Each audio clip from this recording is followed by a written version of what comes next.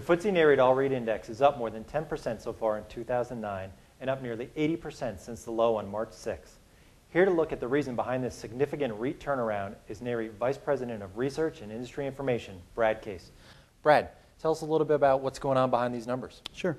Investors are responding to really the resolution of the liquidity crisis for publicly traded REITs. Investors won't be surprised to hear that not just the economy as a whole, but especially the commercial real estate industry has been affected very strongly by the liquidity crisis. But starting in late March of this year, publicly traded REITs have been able to tap public markets for the capital that they need, not only to meet their immediate debt obligations, but to strengthen their capital structure and to be in a position to acquire properties at good prices going forward.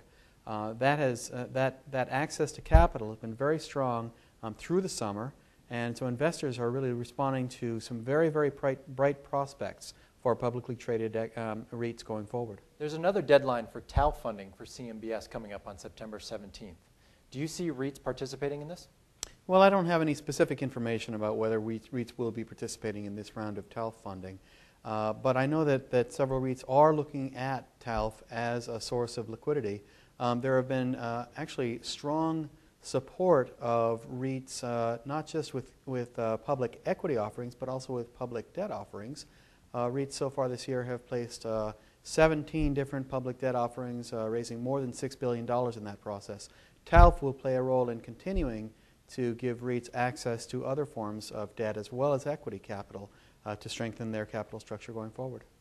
But why do you expect REITs to be a big player in this TALF funding?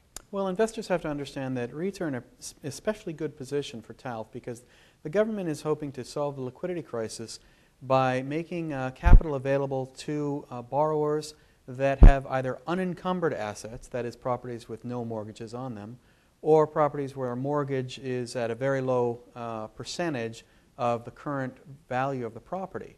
REITs are well represented among those commercial real estate investors that have either unencumbered or very lightly encumbered assets. Many other investors in commercial real estate aren't in the same position and therefore can't really take advantage of TALF the way that publicly traded REITs can. Thank you very much, Brad. For REIT.com, I'm Matt Bichard.